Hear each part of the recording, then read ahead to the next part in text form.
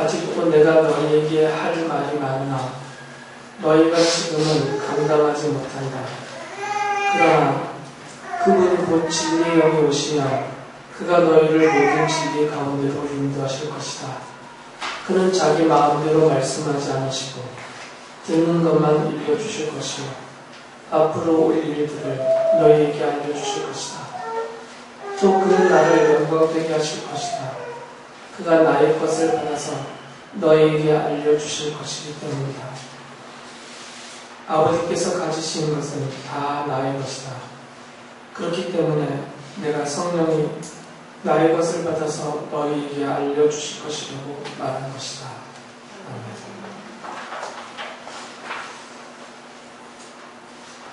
제가 이 하나님의 뜻에 대한 설교를 준비하면서 이거 계속 해야 되나라는 그런 갈등이 조금 있었어요.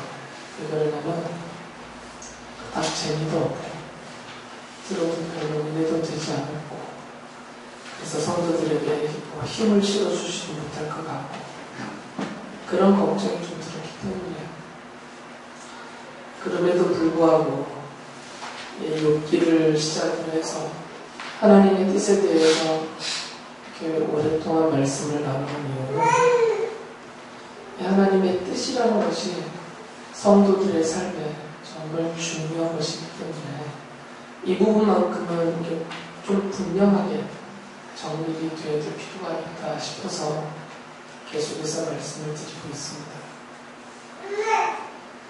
제가 두 아들을 키우면서 저희 아이들에게 바랬던 것들은 특별한 것이 없습니다. 여러분들이 여러분의 자녀들을 키우면서 바랬던 것과 거의 같아요. 제 아들들이 슈퍼맨이 되기를 바란 것도 아니고 이 세상에서 대단한 인물과 위인이 되기를 바란 것도 아니고 또는 다른 부모들은 모르는 저만 알고 있는 특별한 어떤 지식과 지혜가 있어서 제 아들에게 비밀스럽게 그것을 가르쳐 주면서 제 아들들이 그것을 깨닫기를 기대하는 이런 건 하나도 없습니다. 그런데 제가 기대했던 것만큼 아이들이 잘하지를 않고 있어요. 현재까지도. 제가 바랬던 것은 단순한 거거든요. 첫째는 믿음의 사람으로 살기를 바랬었어요. 이게 가장 소중한 거니까 이 땅에서부터 시작되어서 영원토록 이어지는 그 하나님의 자녀 백성으로서의 영생을 잃어버린다는 것은 세상을 다 잃어버린 것만큼 큰 손실이기 때문에 아이들에게 늘 가르치고 기대하고 제가 갖고 있었던 뜻은 믿음의 사람으로 살아나가는 것이었고요. 또 한 가지는 인격적으로 좀 성숙되어져서 자기만을 위하지 않고 다른 사람까지 좀 넉넉히 돌아볼 수 있는 그런 이타적인 삶을 살 줄 아는 사람다운 사람이 되기를 바랐고 그렇게 키워보려고 애를 썼어요. 이게 대단한 건 아니지 않아요. 이게 어느 믿음의 가정에서나 부모들이 다 갖고 있는 보편적인 그런 생각이고 그런 뜻입니다. 그런데 그것을 잘 받아들이지 못하고 그대로 살려고 애를 쓰지 않더라고요. 제 뜻을 잘 모르는 것 같아요.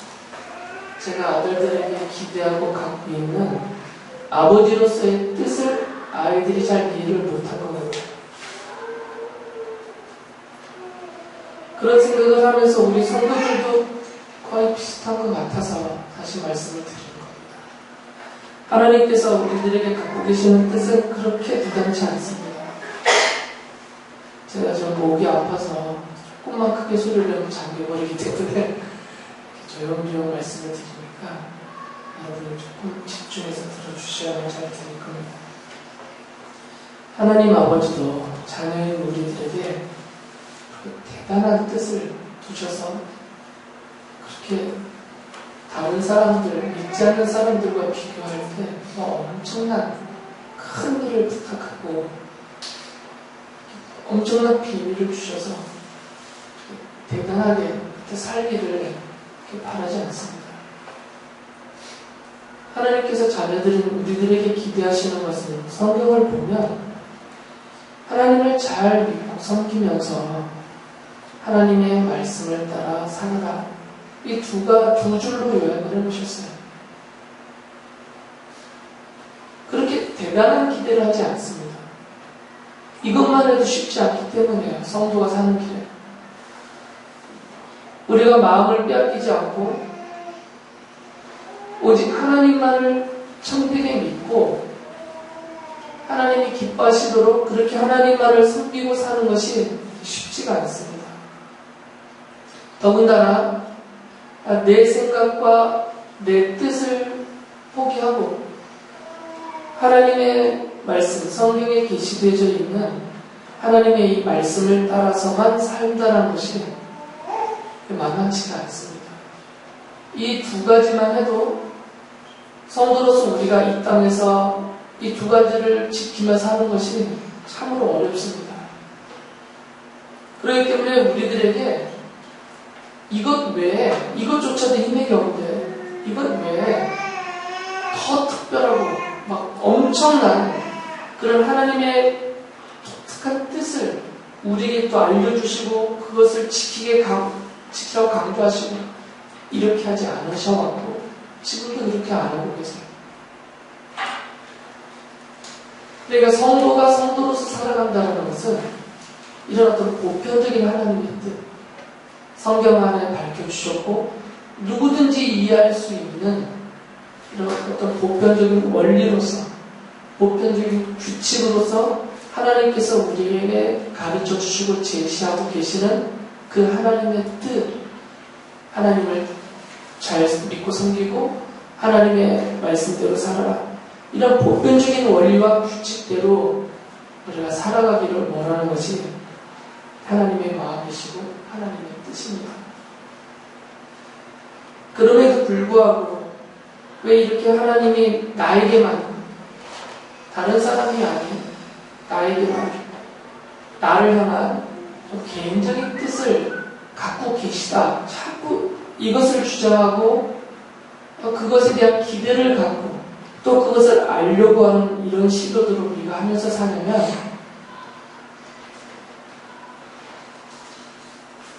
이게 원래 일이 잘 안 되면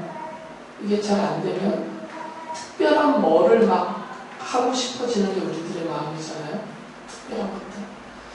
정상적으로만 일이 진행이 되면 잘 되어져 갈 것인데 이게 정상적으로 안 되면 자꾸 뭔가 좀 독특하고 특별한 것들을 우리가 막 가미를 하려고 한단 말이죠. 된장찌개를 끓이는데 맛이 잘 안 나면 특별하게 스프 넣잖아요. 아무래도 이게 영어들 말고. 그러니까 우리가 신앙의 삶에서도 아까 말씀드린 이런 보편적인 규칙이에요. 하나님을 잘 믿고 섬기면서 성경에 게시되어진 하나님의 말씀을 따라 살아라. 이것은 아주 보편적인 규칙이고 원리로서 우리가 그렇게 살아가면 되는데 이걸 잘 지키기가 어려워요. 잘 안 된단 말이죠. 왜 그러냐면 개인적으로는 우리들 안에 자꾸 이 죄의 성향이 짙어서 나만 위해서 또 내 육체적인 것만을 추구하려는 이런 성향이 아주 강해요.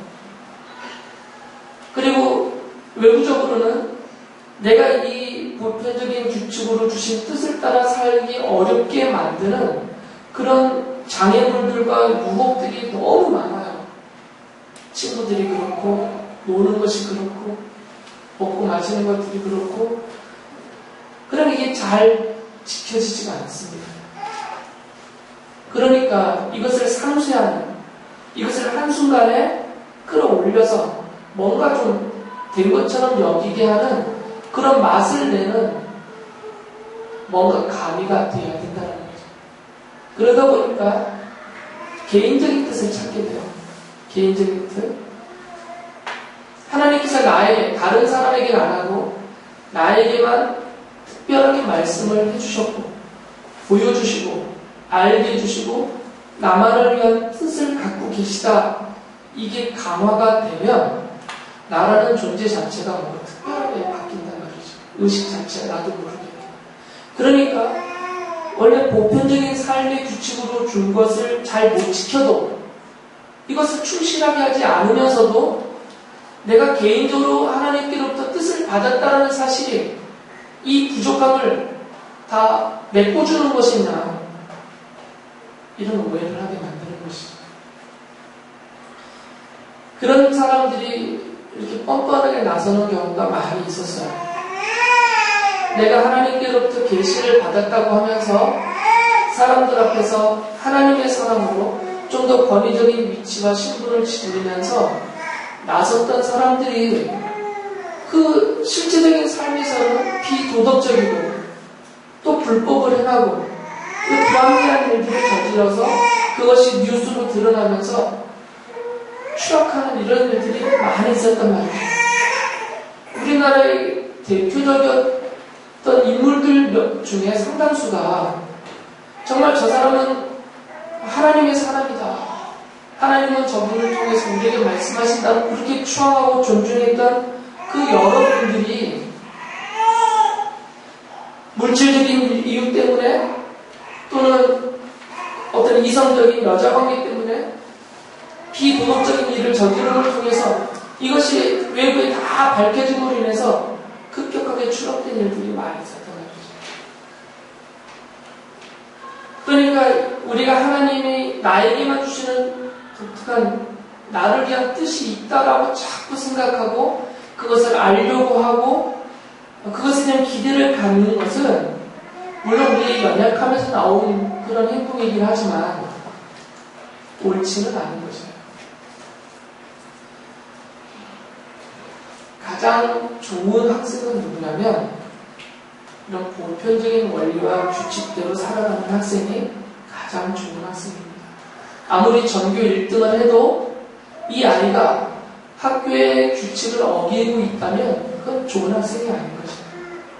성적은 좀 나쁘더라도 학생으로서의 인격과 규칙을 잘 지키고 살아가는 학생이 그런 학생이 가장 좋은 학생입니다. 그래서 성적 우수상보다 계급상이 원래 훨씬 값어치가 있는 것입니다. 하나님께서 하나님의 자녀들을 평가하실 때도 마찬가지입니다. 누가 얼만큼 나의 이름을 위해서 헌신적으로 살았느냐 이것도 귀하게 보시지만 누가 얼마나 이 하나님이 주신 말씀을 따라서 순종하면서 그렇게 하나님을 믿고 섬기며 살았느냐 이것에 대한 가치를 하나님은 훨씬 더 인정을 해주세요. 그렇기 때문에 이 하나님의 뜻에 대한 분명한 정의가 필요한 것이에요. 욥기를 통해서 이 하나님의 뜻을 세 가지로 구분을 했죠.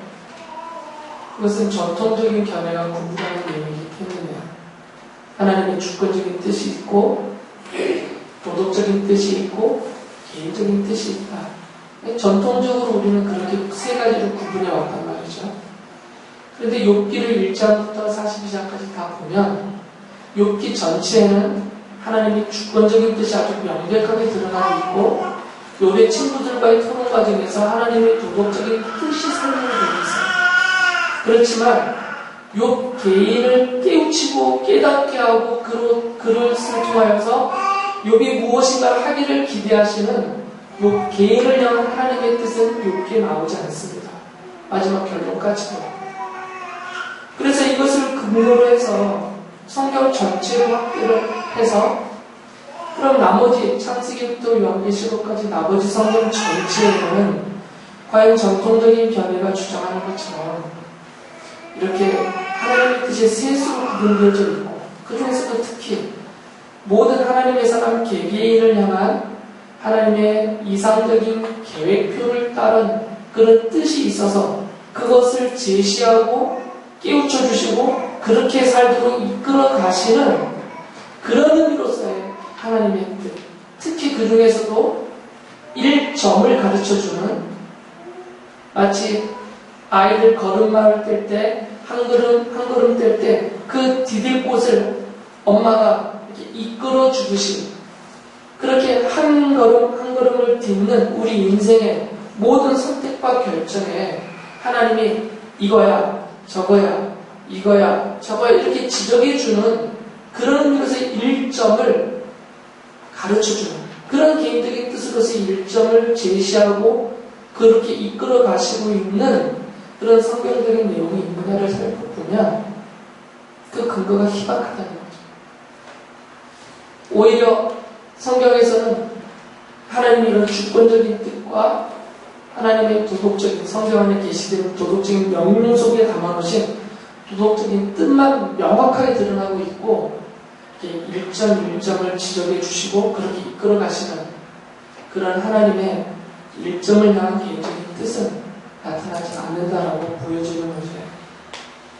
지금 설교했던 내용들을 정리한 겁니다. 그럼에도 불구하고 왜 우리가 이런 개인적인 뜻을 자꾸 기대하게 되냐면, 다른 것은 둘째치고 이 개인적인 체험들이 있기 때문에, 개인적인 체험, 개인적인 경험들, 이런 것들 때문에 그렇습니다. 물론 저도 처음 신앙생활 시작하면서 지금까지 독특하게 저만 개인적으로 경험했다 싶었던 것들이 꽤 많이 있어요. 그런 것들이 여러분도 다 있을 것입니다. 그리고 앞으로 살아가면서 그런 경험들이 얼마든지 가능합니다. 그래서 전제는 제가 분명히 인정을 합니다. 하나님은 전지전능하신 분이기 때문에 얼마든지 우리 개인을 향한 독특한 그런 개인적인 뜻을 갖고 계실 수도 있고 우리에게 제시하실 수도 있는 분이세요. 하나님의 존재는 그런 분인데, 성경에서 과연 그런 하나님이 그렇게 우리에게 개인적인 뜻으로서 1점을 제시하고 이끌어가고 계시느냐, 이건 다 별개의 문제라는 거죠. 성경은 하나님은 전지전능하신 분으로서 얼마든지 그럴 수 있는 분이다라고 말을 하지만, 그러나 그 하나님이 과연 우리에게 그렇게 할 필요가 있으신가, 또 실제로 그렇게 하고 계시는가, 이것은 전혀 별개의 문제인 것이에요. 그럼 우리가 개인적으로 경험하고 있는 이런 체험들, 경험들, 어떤 분들은 아주 정말 엄청난 체험까지도 하시는데 직접 하나님을 봤다는 분도 있고, 하나님의 말씀을 직접 받았다는 분도 있고, 직접 어떤 하나님의 기적을 내가 행하기도 하고 경험됐다는 분들도 있는데, 이런 다양한 개인적인 체험들의 의미는 무엇이고, 그 중에서도 특히 우리가 내적으로 받는 인상들이 있어요. 대부분의 사람들이 하나님께서 내게 알려주셨습니다, 내게 말씀하셨습니다, 하나님이 이러라고 하셨습니다, 이렇게 표현할 때 거의 대부분이에요. 99% 이상 거의 대부분, 정말 희박한 소수의 몇 분을 제외하고는 거의 대부분의 사람들은 자기 내적 인상을 근거로 해서 얘기해요. 하나님께서 선지자들에게 말씀하셨듯이, 사도들에게 말씀하셨듯이 직접적으로 그들의 귀에 음성으로 들려주어서, 계시적인 하나님의 직접 계시로서 그 음성을 들어서 또는 직접적으로 보여줘 깨닫게 하셔서 하나님의 뜻이 이렇습니다, 하나님이 이러기를 원하십니다, 이렇게 말하는 분은 거의 없어요. 우리 보통 사람들 얘기하는 겁니다. 우리 보통 사람들의 경우에는 대부분이 내적 인상을 근거로 얘기합니다. 갑자기 생각이 났어요. 갑자기 깨달아졌어요. 갑자기 강한 이미지가 내 안에 형성이 됐어요. 내가 기도를 하고 있는데, 하나님의 뜻을 구하면서 기도를 하고 있는데, 그 내가 기도하는 것에 대한 답으로 내 내면에 강하게 어떤 것이 형성이 됐다는 거죠. 그래서 내적 인상이라고 해요.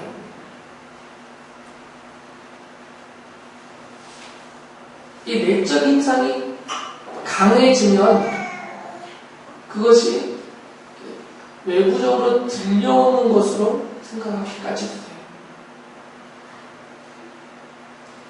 그렇기 때문에 이 내적 인상의 근거를 좀 찾아야 됩니다. 이게 도대체 근거가 뭐냐, 그 원천이 뭐냐 이거죠. 내 안에 이렇게 강하게 하나님의 뜻이라고 나를 향해서 일정을 지적해 주시는, 예를 들면 전에도 유빈이 얘기했지만 유빈이가 잘 되라고 자꾸 얘기하는 거예요. 유빈이가 하나님 내가 목사가 되어야 되겠습니까? 기도하고 있어요. 하지 마요. 집사님 이런 얘기 기대가 돼요. 저는 개인적으로. 만약에 유빈이가 그렇게 기도를 했어요.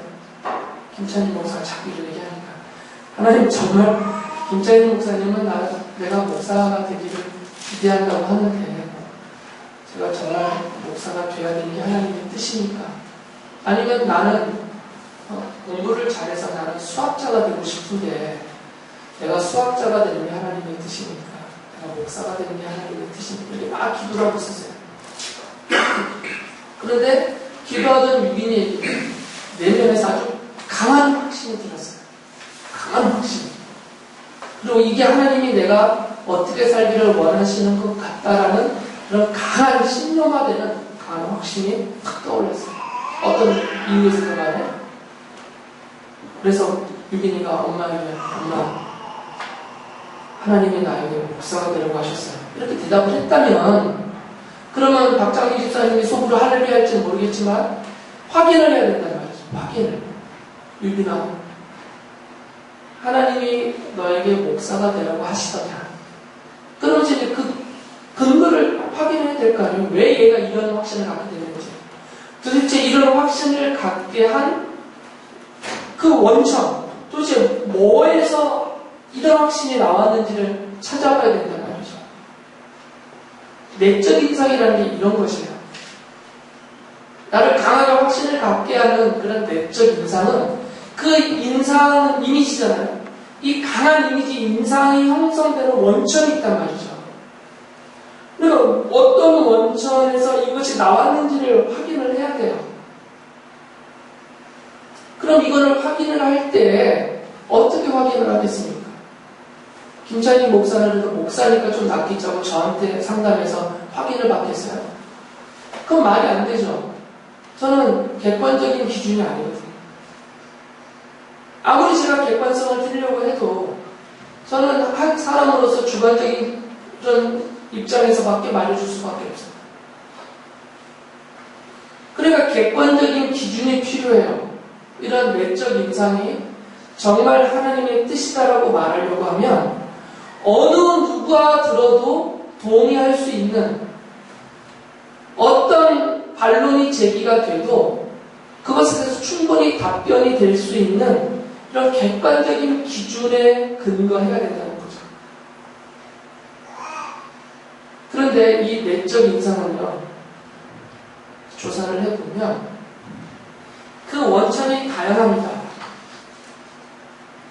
물론 하나님께로부터 올 수도 있어요. 아까 말씀드렸죠. 그러면 얼마든지 하실 수 있는 하나님이시니까. 그런데 이 내적 인상이 일어나는 원천이 꼭 하나님만은 아닐 수도 있어요. 심한 경우에는 사탄이 그런 생각을 불러일으킬 수도 있어요. 교묘하게.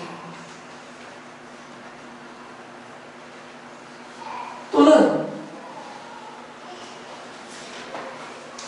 일단 감정적으로 그런 것이 일어날 수 있어요. 아주 심한 두려움이나 불안감, 막 이런 것들이 심해지면 이것이 강해질 수 있어요. 예를 들면 조울증 환자라고 그러잖아요. 갑자기 미친 짓에서 사람도 죽이고 하는데 그분들은 음성이 들렸다고 그래요. 어디로 가서 누구에게 어떻게 하라. 근데 실제로 이 사람들 잡아서 확인해보면 환자예요. 쉽게 말하면 정신적인 장애가 있는 분들이에요. 또는 감정적인 문제가 있는 분들이죠. 더 실제로 의사들은 이렇게까지도 말해요.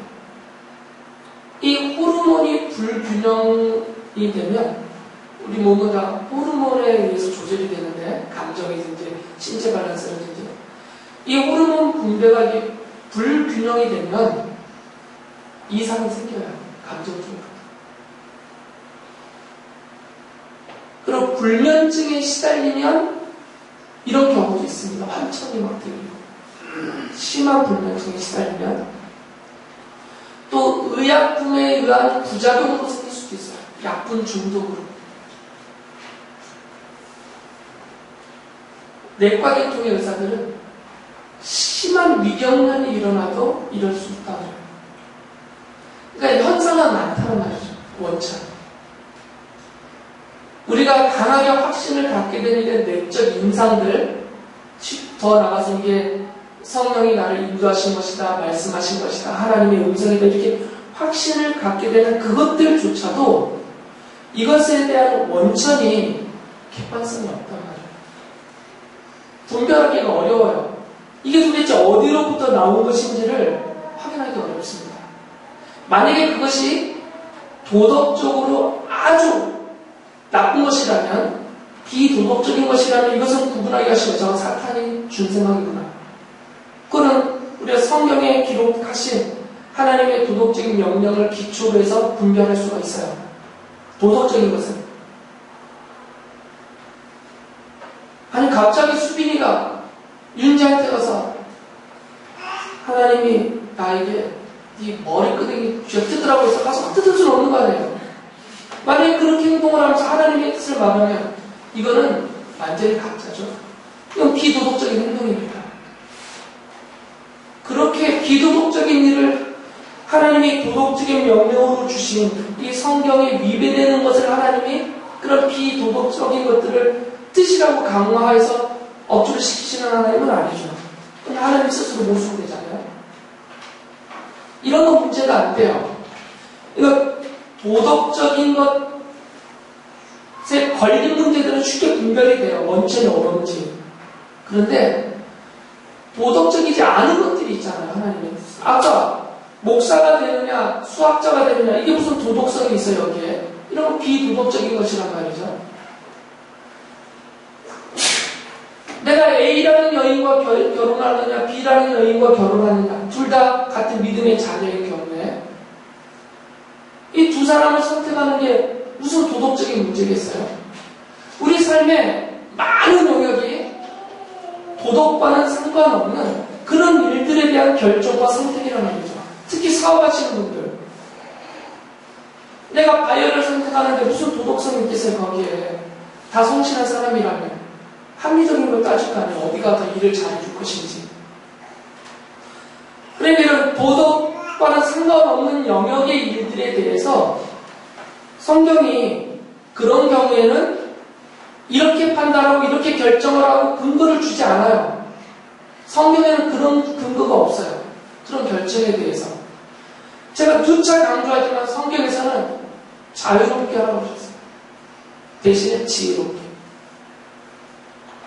지혜를 바탕으로 해서 자유로운 자율성을 허락해 주었단 말이죠. 좀만 더 지혜로울수록 현명한 선택을 할 수 있어요. 그런 경우에. 그런데 지혜롭지 못해서 어리석으면 잘못된 결정을 할 수가 있어요. 그러나 이것은 본인의 선택이에요. 그런 자율성이 주어져 있어요. 성경에서 우리를 자유롭게 주었고.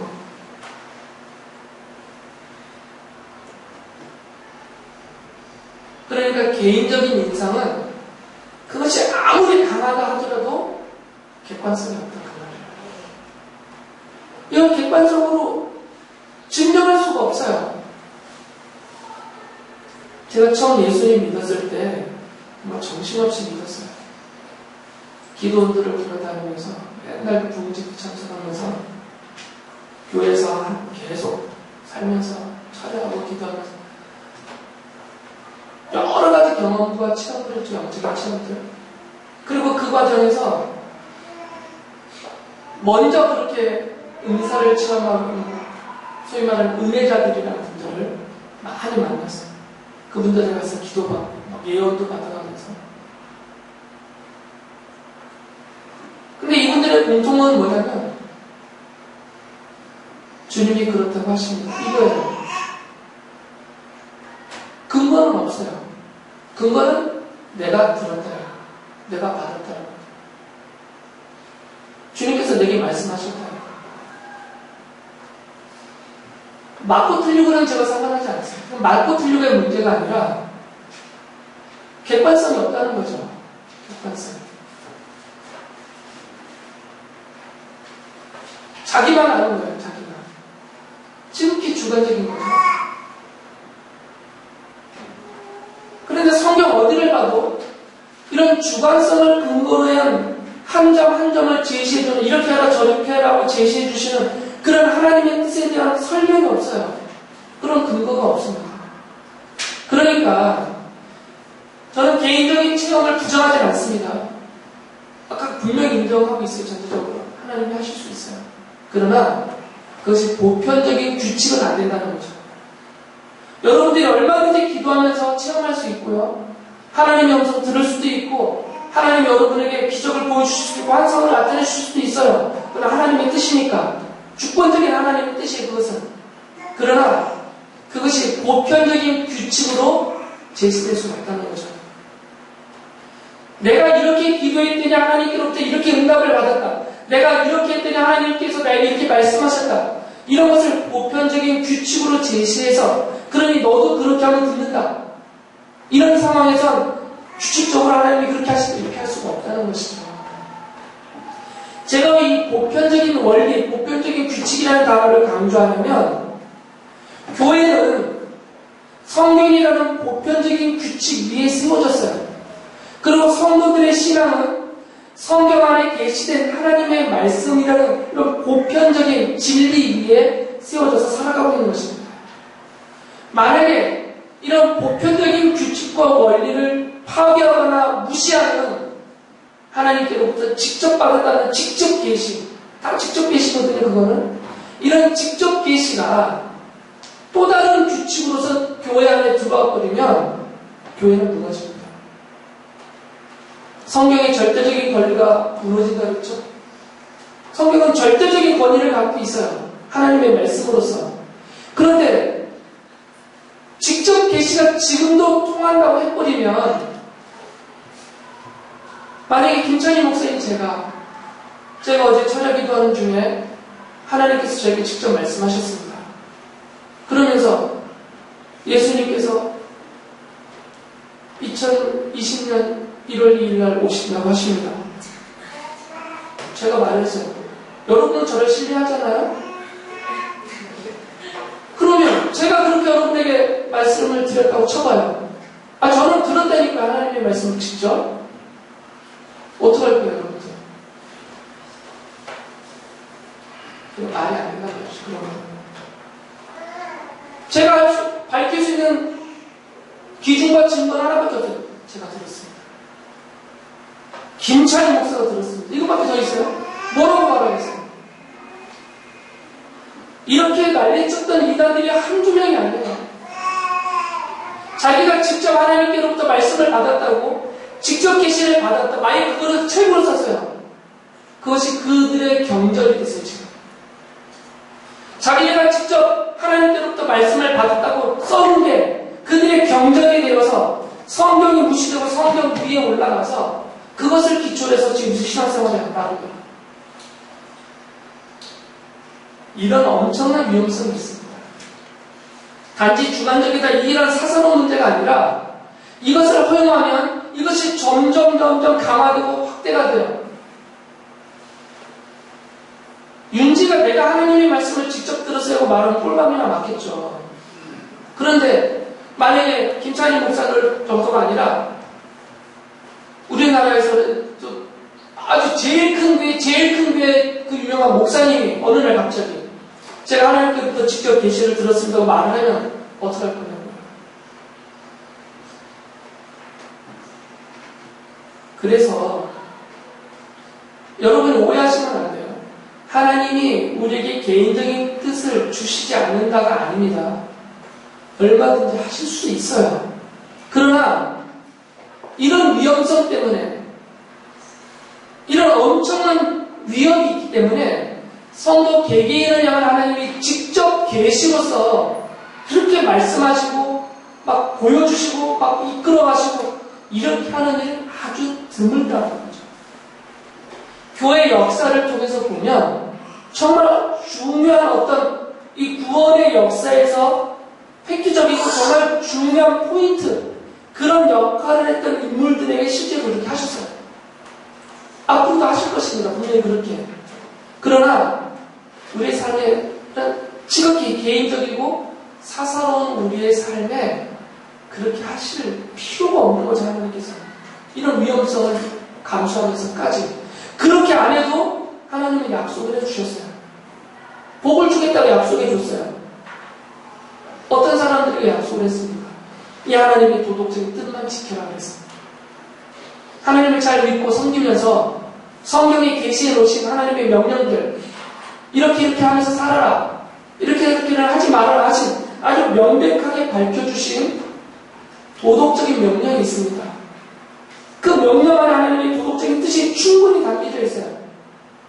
그것을 믿고 지키고 따라 사는 사람에게 하나님이 복을 약속하셨습니다. 기업을 주겠다고 하셨고요. 장수의 복을 주겠다고 하셨고, 잘 되는 복을 주겠다고 하셨고, 성공할 것이다라는 약속을 담아놓으셨어요. 지난주에 제가 그 성경 구절을 다 읽어드렸습니다. 어떤 특별한 일을 하는 사람들에게 주신 약속이 아니고, 하나님의 개인적인 뜻을 발견해서 그것을 이루기 위해서 애를 썼던 그들에게 주신 약속이 아니고, 모든 사람에게 이 보편적인 규칙으로서 주신 성경을 따라서 성경 안에서 하나님이 보편적인 규칙으로 주신 하나님의 말씀대로 믿고 섬기며 사는 사람들이 누구든지, 아이들인지 어른이든 누구든지 모두가 받을 수 있는 약속. 그리고 여지껏 그렇게 해오셨고 그렇게 하고 계십니다. 성경에 보면 성령님이 인도하신다라는 그런 구절들이 있습니다. 전통적인 견해에서는 이 구절들이 하나님께서 성도 개개인에게 아주 이상적인 계획을 갖고 계시고 그것을 1.1점으로 제시해 주시면서 성령님이 그렇게 살아가도록 우리를 이끌어가고 계시다라는 근거다라고 말을 해요. 그러면서 제시하는 주요 구절이 3개가 있습니다. 많지도 않아요. 저번 주에도 말씀드렸듯이 성령의 인도하심이라는 이 표현은 성경에 그렇게 많이 안 나와요. 그 중에서 가장 중요하다고 제시하는 구절이 3개입니다. 첫째는 로마서 8장 14절이에요. 여기 보면 하나님의 영으로 인도함을 받는 사람은 누구나 다 하나님의 자녀입니다 하면서 하나님의 영은 성령님이거든요. 그러니까 성령님의 인도함을 강조를 합니다. 여기서 그 문제는 구분을 하셔야 돼요. 문제는 뭐냐면 성령님이 하나님의 자녀들을 인도하느냐 인도하지 않느냐 이 문제는 아니에요. 지금 다루는 문제는. 당연히 성령님이 하나님의 자녀들을 인도하십니다. 그럼 뭐가 문제냐면 성령님이 하나님의 자녀들을 어떻게 인도하시느냐 이 이야기를 해야 되는 거예요. 지금 전통적인 견해에서는 성령님이 하나님의 자녀들을 인도하실 때 무작정 인도하지 않는다 이겁니다. 계획표가 있다는 계획표. 성도 개개인을 향한 하나님이 이상적으로 작성해놓은 계획표가 있어서 그 계획표를 성령님이 성도들에게 하나씩 알려주시고 그것을 지켜 살아가도록 이끌어 가신다. 이렇게 말해요. 그래서 개인적인 1.1점을 가리키는 뜻을 제시하시고 인도하신다는 겁니다. 그런데 성경은 그렇게 한 구절만 딱 잘라서 인용하면 문제가 많이 생깁니다. 이 로마서 8장 전체 문맥을 살펴봐야 돼요. 여기를 보면 그렇게 성령님이 성도 한 사람 한 사람을 향한 개인적인 하나님의 뜻을 일일이 지적하고 그렇게 이끌어 가신다. 이런 얘기하고 있지 않아요. 8장 13절에 보면 바로 이 구절입니다. 여러분이 육신을 따라 살면 죽을 것입니다. 그러나 여러분이 성령으로 몸의 행실을 죽이면 살 것입니다. 이런 얘기하고 있는 것이에요, 지금. 대조를 해요. 육신을 따라 사는 생활과 성령을 따라 사는 생활. 이걸 대조하고 있어요. 그러면서 그 앞뒤에서 계속 설명하는 게 뭐냐면 육신을 따라 사는 삶은 하나님의 말씀을 이 도덕적인 뜻을 벗어난 삶이에요. 성령의 인도를 따라 사는 삶은 하나님의 말씀을 따라 사는 삶이다라고 가르치고 있어요. 그래서 뒤에 내려가면 15절에서 우리는 그 영으로 하나님을 아빠, 아버지라고 부릅니다 하면서 하나님의 자녀들에게 주신 하나님의 아버지라고 부르는 자녀로서의 특권과 자유를 주셨다. 그러니까 그 자유를 가지고 육신을 따라 살지 말고 성령을 따라서 성령이 가르쳐 주시는 하나님의 말씀을 모르니까 성령 우리에게 가르쳐 주셔야 되잖아요. 가르쳐 주시는 하나님의 말씀을 따라서 살아라. 이런 얘기라고 하는 구절입니다. 그러니까 하나님의 영이 어떻게 인도하냐면 우리가 하나님의 이런 도덕적인 명령을 알게 해주시고 그 도덕적인 명령을 지키며 살 수 있도록 성령님이 우리 연약함을 도와주시고 부족함을 채우시면서 인도해 주신다. 이 얘기라고 하는 구절이에요. 1점을 가리키는 얘기가 아닙니다. 두 번째로는 갈라디아서 5장 18절인데 그런데 여러분이 성령의 인도하심을 따라 살아가면 율법 아래에 있는 것이 아닙니다. 여기서도 성령의 인도하심을 강조합니다. 그런데 마찬가지예요. 이렇게 전문을 다 살피면 바울 사도가 지금 두 가지 이야기가 있어요. 하나는 뭐냐면 우리의 내면에는 충돌이 일어나고 있다는 거죠. 충돌. 어떤 충돌이 일어나면 우리 내면에서 육체의 욕망을 쫓아 살고 싶어하는 생각이 있고 또 한쪽에서는 하나님의 말씀, 이 도덕적인 말씀, 성경 말씀을 따라서 살아나가려고 하는 성령의 인도하심이 있다는 겁니다. 우리 내면에는 지금 이 두 법이 싸우고 있다는 거죠. 그러니까 성도들은 우리 내면에서 일어나는 이 갈등 속에서 육체의 욕망을 쫓아가는 삶을 살지 말고 성령이 우리를 인도하여서 하나님의 말씀을 따라 도덕적으로 이 명령을 따라 지키며 살게 하려고 이끌어가고 계시는 성령의 인도를 따라서 도덕적으로 잘 살아라 그 얘기예요. 하나님의 말씀을 따라서. 마지막은 요한복음 16장 13절에서 15절입니다. 오늘 읽어드린 성경 구절입니다. 여기 보면 그러나 그분 곧 진리의 영이 오시면 진리의 영은 성령님이십니다. 뒤에 성령님이라고 말해주고 있어요. 그가 너희를 모든 진리 가운데로 인도하실 것이다. 그는 자기 마음대로 말씀하지 않으시고 듣는 것만 읽어주실 것이고 앞으로 올 일들을 너희에게 알려주실 것이다. 또 그는 나를 영광되게 하실 것이다. 그가 나의 것을 받아서 너희에게 알려주실 것이기 때문이다 라고 말합니다. 예수님께서는 분명히 성령의 인도하심을 약속하셨어요. 이건 그 근거입니다. 그런데 그 성령의 인도하심의 방법이 뭐냐 이거죠. 전통적인 견해에서는 앞서 말씀드렸듯이 이것이 성도 개개인을 향한 하나님의 이상적인 계획표대로 성령이 우리에게 알려주시고 그것을 지켜 따라가도록 인도해 주시는 그 구절이다. 예수님이 이것을 약속한 구절이다라고 제시하지만 그러나 예수님이 하신 말씀 전체와 같은 성경 요한복음을 쓰고 요한일서를 쓴 사도 요한 동일한 저자의 말을 따라보면 요한일서까지 같이 살펴보면요. 이것은 그런 일점을 향한 성령의 인도하심을 말하지 않습니다. 첫째는 지금 예수님이 살아계실 때 제자들에게 많은 말씀을 해주셨어요. 그리고 특히 예수님이 십자가에 죽으심과 장사됨과 부활하심과 다시 오실 것 이런 얘기들을 말씀해 주셨지만 제자들이 깨닫지 못하고 있었어요. 실제로 예수님이 십자가에서 죽으실 때도 깨닫지 못했고요. 예수님이 부활하시고 승천하셔도 그때까지도 이들이 그 과정에서 못 깨닫고 있었던 사람들이 허다했습니다. 그런데 성령께서 모든 사도들과 또 사도들의 가르침을 받는 모든 성도들에게 이제 개별적으로 직접적으로 찾아오셔서 그 전에는 이런 개별적인 깨우치심과 말씀하심이 없었어요. 그러나 이제는 모든 성도들에게 개별적으로 찾아오셔서 깨닫게 하신단 말이죠. 진리를. 그 진리는 성경에 기록되어져 있는 하나님의 말씀이고 또한 예수께서 장차 올 일에 대해서 계시해 주시는 그런 말씀들이에요. 그리스도의 계시란 말이죠. 그래서 사도들이 그 성령의 계시를 받아서 성경을 쓴 것이에요. 그게 신약성경이고 장차 올 일 예수님이 영원한 하나님의 나라에 대해서 성령께서 알게 해주셔가지고 쓰기 요한계시록이라고요. 그러니까 이 구절은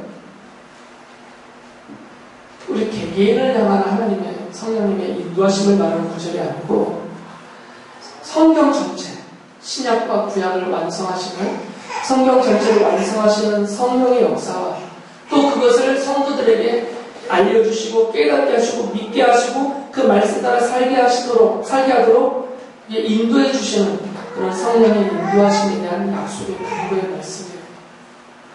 그래서 요한일서 2장 27절을 보면 그가 기름 부어주신 것이 이제 성령님을 부어주셨다는 겁니다. 여러분에게 모든 것을 가르쳐 줍니다. 그리고 그 가르침은 참이요 거짓이 아닙니다. 여러분은 그 가르침대로 언제나 그리스도 안에 머물러 있으십시오. 그러니까 성령님의 가르치심은 그리스도 안에 머물러 있는 거죠. 그리스도 안에 머물러 있다는 게 뭡니까? 성경은 이 그리스도에서 나옵니까? 벗어나지 못하게 한다는 거죠. 오히려 성령님은 우리를 성경에서 벗어나지 못하도록 인도하신다는 약속의 말씀입니다. 그래서 여러분이 혹시나 여러분 앞에 어떤 누구가 저를 포함해서 내가 하나님께로부터 직접 계시를 받았다고 누가 나서면 따라가지 마세요. 이건 걱정된대요. 누가 뭘 들었다, 도왔다, 만졌다 그러면서 여러분 앞에 무엇을 자꾸 가르치려고 할 때 듣지 마세요. 성경으로 충분합니다. 성경이 모자라서 불충분해서 하나님이 다시 누군가에게 말씀하셔도 우리에게 전달하지 않습니다. 이미 성경은 충분해요. 우리의 구원의 진리로서 성도의 삶의 보편적인 규칙으로서 성경은 충분하기 때문에 다시 그런 의미로서의 직접 계시는 없어요.